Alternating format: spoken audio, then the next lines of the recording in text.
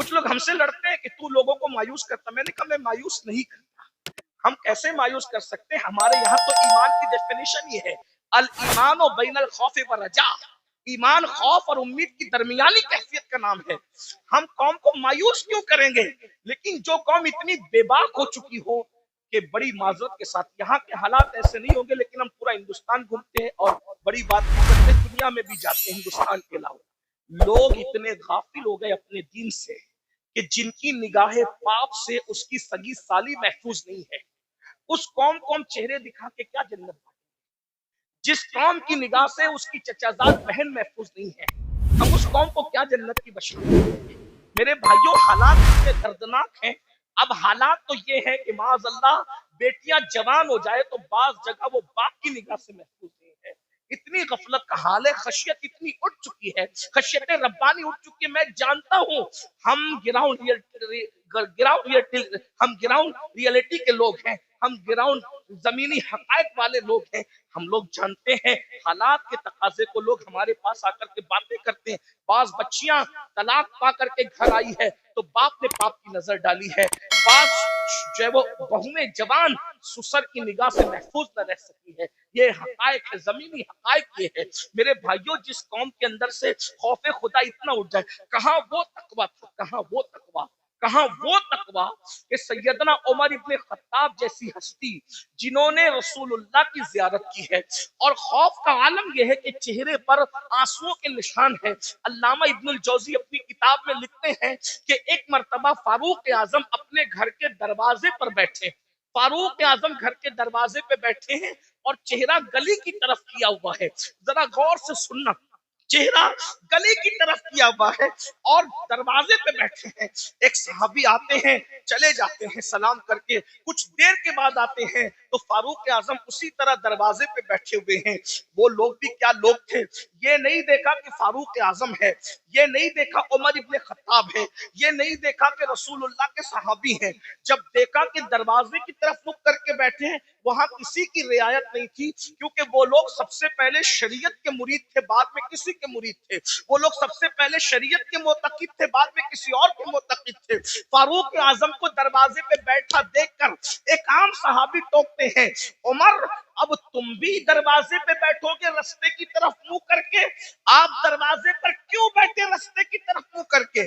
ہم تو کسی کو روک بھی نہیں سکتے، ٹوک بھی نہیں سکتے، اس لیے کہ ہمیں معاذ اللہ ثم معاذ اللہ اللہ کی رضا سے زیادہ کسی اور کی رضا پیاری ہو گئی ہے. اس قوم کی تباہی سے اس قوم کو کوئی نہیں بچا سکتا. جو خالق کو تو ناراض کر سکتی ہے مگر مخلوق کو ناراض نہیں کر سکتی. میرے بھائی، ہاں اگر کسی غریب کے ہاتھ میں سونے کی انگوٹھی ہم دیکھتے ہیں، اس کو اتروا لیتے ہیں. کیا کسی کونسلر کے ہاتھ سے بھی ہم انگوٹھی اتروانے کی ہمت رکھتے ہیں؟ کیا کسی مالدار کے ہاتھ سے بھی ہم کڑا اتروانے کی ہمت رکھتے ہیں؟ سارا قانون تو ہم نے منہ دیکھ کر کے بنایا ہے. بہت معذرت کے ساتھ، اسلام صرف اسلام ہے، اسلام صرف اسلام ہے، اسلام حقیقت ہے. غریب امیر چھوٹا بڑا سب کے لیے شریعت کا قانون ایک ہے. اللہ اکبر. ذرا غور تو کیجئے، فاروق اعظم جیسی ہستی کو ٹوکنے والا ٹوکتا ہے، آپ دروازے پہ بیٹھیں گے روڈ کی طرف رستے کی طرف منہ کر کے؟ فاروق اعظم نے کہا اللہ تیرا بھلا کرے. ناراض نہیں ہوئے فاروق اعظم. یہاں ٹوکنے پہ لوگ ناراض ہوتے ہیں، فاروق اعظم ناراض نہیں ہوئے. اے اللہ تیرا بھلا کرے، تو نے مجھے ٹوکا لیکن پوچھ تو صحیح کہ میں دروازے پہ کیوں بیٹھا ہوں، دروازے پہ بیٹھنے کی وجہ کیا ہے؟ کہا کیا وجہ ہے؟ کہا آج میری بیٹی ام المومنین حفصہ مجھ سے ملنے آئی. پہلے تو میں اہل علم کی توجہ چاہتا ہوں، جو بیٹی ہوگی وہ کبھی ماں نہیں ہو سکتی، اور جو ماں ہوگی وہ کبھی بیٹی نہیں ہو سکتی. لیکن رسول اللہ کے نکاح میں جانے کی وجہ سے حفصہ کی شان یہ ہو گئی تھی کہ وہ فاروق اعظم کی بیٹی بھی تھی کہ ان سے پیدا ہوئی تھی، لیکن فاروق اعظم کی ماں بھی تھی کیونکہ رسول اللہ کے نکاح میں تھی. بے شک جہاں ماں اور بیٹی کے دونوں رشتے ایک ساتھ جڑے ہیں، لیکن فاروق اعظم کا تقویٰ دیکھو. فاروق اعظم کہتے ہیں آج میری بیٹی حفصہ مجھ سے ملاقات کے لیے آئی ہے اور میری بیوی اپنے میکے چلی گئی ہے، تو میں اپنی جوان بیٹی کے ساتھ اپنے کمرے میں اکیلا رہنا پسند نہیں کرتا، اس لیے میں دروازے کی طرف رخ کر کر کے بیٹھ گیا اپنی بیوی کے انتظار میں کہ وہ آئے تو میں اندر جاؤں. وہ لوگ تھے اللہ کے خوف اور خشیت جو بیٹی کے ساتھ، جو ماں بھی ہو، ام المومنین بھی ہو، اس کے ساتھ تنہائی میں بیٹھنا گوارا نہیں کرتے. یہ وہ لوگ تھے. اور آج کیا ہو رہا ہے؟ کیا کر رہے ہو؟ اسلام کہاں نظر آتا ہے؟ مجھے بتاؤ. وہ قوم ایمان کو تحفظ کیسے دے سکتی ہے جس کے پاس ایمان کی کوئی اہمیت ہی نہیں؟ آؤ نبی کی فکر. قرآن نے ایک نبی کی موت کا ذکر ہے. پہلے تو یہ سن لیں کہ ہم اہل سنت کے بارے میں لوگ بکواس کرتے کہتے یہ لوگ نبی کی موت نہیں مانتے. میں نے کہا جھوٹ ہے. ہم اللہ کے سوا سب کی موت مانتے ہیں. حتیٰ کہ ہمارا عقیدہ ہے کہ موت کو بھی موت آئے گی. موت کو بھی موت. ہمارا عقیدہ. لوگ ہمارے عقیدے خود سے بیان کرتے، کبھی ہم سے سننے کی کوشش ہی نہیں کرتے. کبھی کہتے ہیں یہ سنی نبی کو بشر نہیں مانتے. ہم نے کہا جو نبی کو بشر نہ مانے ہم اس کو کافر سمجھتے ہیں. نبی بشر ہوتا ہے لیکن تمہارے ماننے میں ہمارے ماننے میں فرق یہ ہے، نبی بشر ضرور ہوتا ہے لیکن وہ ہماری طرح بشر نہیں ہوتا. وہ خیر البشر ہوتا ہے، وہ سید البشر ہوتا ہے، وہ رشک بشر ہوتا ہے، وہ افضل البشر ہوتا ہے. ہاں، بلکہ لباس بشر میں نبی کو بھیج کر قدرت نے بشریت کو معراج عطا فرما دی ہے. بیدم شباسی نے کہا تھا اب آدمی کچھ اور ہماری نظر میں ہے، اب آدمی کچھ اور ہماری نظر میں ہے جب سے سنا ہے یار لباس بشر میں. جب سے سنا ہے یار لباس بشر میں ہے. تو نبی کو موت آتی ہے اور نبی کو موت آئی. توجہ کرنا، میں بہت بے باکی کے ساتھ اس لیے بول رہا ہوں کہ میری پشت پر کئی مفتیان کرام بیٹھے ہیں، کہیں پر علماء کے اساتذہ یہاں موجود ہیں. آپ بھی غور سے سنیں. نبی کو موت آئی لیکن نبی مر کے مٹی میں نہیں ملے. موت آئی مگر ایک آن کے لیے آئی، جس کو اہل سنت کا امام یوں بیان کرتا ہے انبیاء کو بھی اجل آنی ہے مگر ایسی کہ فقط آنی ہے. پھر وہی موت کے بعد ان کی حیات مثل سابق وہی جسمانی ہے. اس کی ازواج کو جائزہ نکاح اس کا ترکہ بٹے جو فانی ہے. تو زندہ ہے واللہ، تو زندہ ہے واللہ، میری چشم عالم سے چھپ جانے بے والا. شک سبحان اللہ سبحان اللہ. ایک نبی کی موت کا ذکر ہو رہا ہے. قرآن کہتا ہے اذ حضر یعقوب الموت. سورۃ البقرہ ہے. اللہ پاک ارشاد فرماتا ہے اور یاد کرو، اذ یاد کرو، حضر یعقوب الموت. ہائے ہائے، قرآن بیان کر رہا ہے نبی کی موت کو. کیا کہا؟ حضر یعقوب الموت. حضر یا موت حاضر ہوئی. موت حاضر ہوئی کہاں؟ یعقوب علیہ السلام کے پاس. پتا چلا انبیاء کی بارگاہ وہ ہے جہاں موت بھی حاضر ہوتی ہے. موت بھی حاضری دیتی ہے. ہاں، اس کا مطلب یہ کہ تم اور طرح مرتے ہو، انبیاء اور طرح دنیا سے تشریف لے جاتے ہیں. اذ حضر. دیکھیے حاضر ہونے میں اور تشریف لانے میں فرق ہے. ویسے یوپی میں بتانے کی ضرورت نہیں، یوپی کے لوگ بہت پڑھے لکھے ہوتے، اردو تو جانتے ہیں. اگر کوئی چھوٹا کسی بڑے کے پاس آ کر کہے کہ میں تشریف لایا تو پڑھا لکھا آدمی ضرور ہنسے گا کہ بڑوں کے پاس تشریف نہیں لاتے بلکہ بڑوں کے پاس حاضر ہوتے ہیں. اور جب بڑا کہے گا، جیسے مثال کے طور پہ اگر میں کہوں کہ حضرت مفتی اسماعیل صاحب کی بارگاہ میں حاضر ہوا تو صحیح ہے، لیکن اگر یہ کہوں کہ میرے پاس مفتی اسماعیل صاحب حاضر ہوئے تو غلط ہو گیا. بلکہ مجھے کیا کہنا پڑے گا؟ حضرت مفتی اسماعیل صاحب تشریف لائے. بات سمجھ میں آتی ہے؟ اب قرآن کیا کہہ رہے؟ حضر یعقوب الموت. موت حاضر ہوئی یعقوب کے پاس. تو پتا چلا یعقوب بڑے ہیں علیہ السلام، اور مرتبہ موت، یہاں موت سے مراد موت کا فرشتہ ہے.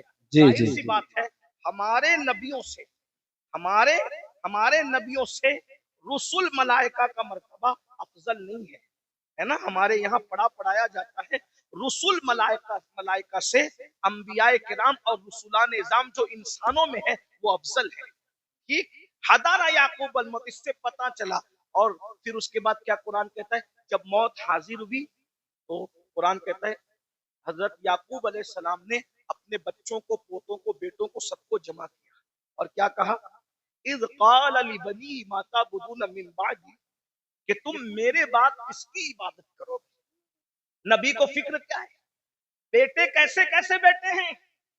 کیا نبی نے تربیت نہیں کی ہوگی؟ یا یوسف علیہ السلام جیسا اسی طریقے سے ان کے اور جو 11 بیٹے تھے، یاد رکھیے گا وہ جو 11 بیٹوں کا تذکرہ قرآن میں ہے، ہم ان کی بے ادبی نہیں کر سکتے کیونکہ وہ بگڑے ہوئے لوگ نہیں تھے. وہ تو ایک ان کی ایسی لغزش تھی جو رشک کی بنیاد پر ہو گئی تھی، ہے نا. مگر وہ اولاد پیغمبر تھے.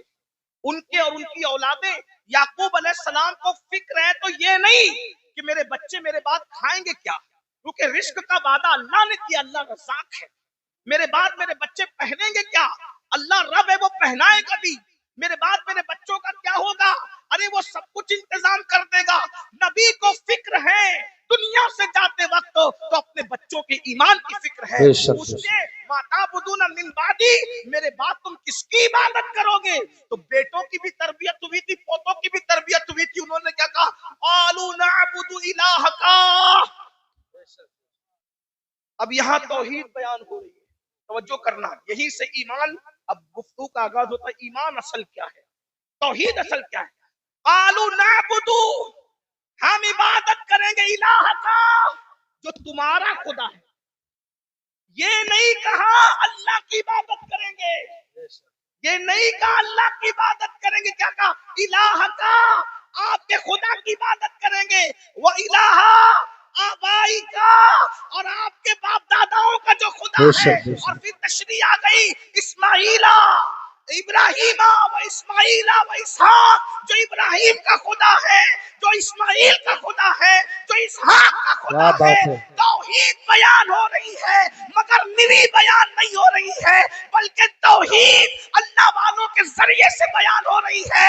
پتا چلا وہ توحید شیطانی توحید ہے جس میں کہا جاتا ہے اللہ کو مانیں گے اور کسی کو نہیں مانیں گے. قرآنی توحید یہ ہے، الہ کا و الہ آبائی کا، ابراہیم و اسماعیل و اسحاق، یعنی کہ جو آپ کا خدا ہے. پتا چلا اگر یہ کہتے کہ خدا کی عبادت کریں گے تو بعد میں لوگ ڈھونڈتے کون سا خدا، کون سا خدا، کون سا خدا. لیکن کہا الہ کا، اے یعقوب تم جس کی عبادت کرتے رہے ہم اسی خدا کی عبادت. نعرہ تکبیر، نعرہ رسالت، مسلک اعلی حضرت، جشن دستار بندی.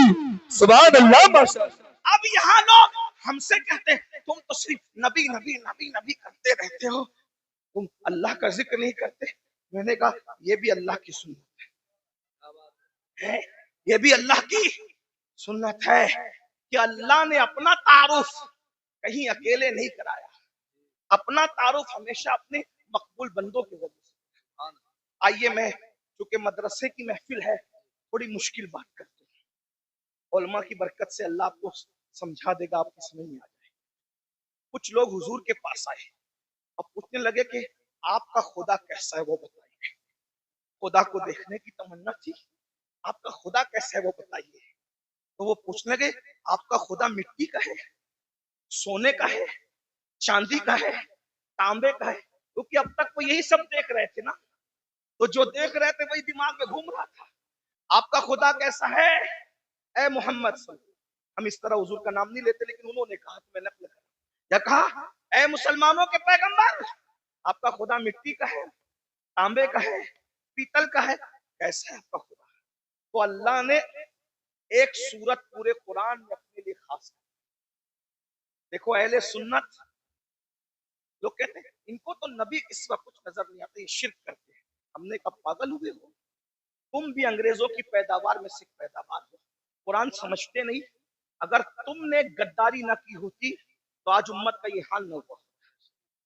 سہارنپور والوں، سہارنپور کے آس پاس والوں، بہت برا کیا تم نے، تمہیں مر کے اللہ کو جواب دینا ہے. توحید کے نام پہ تم نے توحید کا گلا گھونٹنے کی کوشش کی ہے، لیکن قرآن کی توحید میں آپ کے سامنے پیش کر رہا ہوں. میری بات مشکل تو نہیں لگتی، اتنی مشکل کبھی نہیں کرتا، لیکن چونکہ ایمان ہی ایک مشکل عنوان ہے نا. تو اللہ کے نبی سے پوچھا گیا. میں بھی ہو سکتا تھوڑا سبق سنا دوں آپ کو، آپ کے ہمارے علماء کو، تاکہ آپ کو سمجھ میں آئے کہ ایمان کیا ہے، اللہ کیا ہے. اللہ کا یہ تو سمجھ میں آئے